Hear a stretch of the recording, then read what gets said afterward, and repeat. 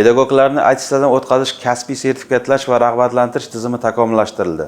Vazirlar Mahkamasining 2025-yil 28-fevraldagi 130-sonli qarori bilan hukumatning ayrim qarorlariga o'zgartirish va qo'shimchalar kiritildi.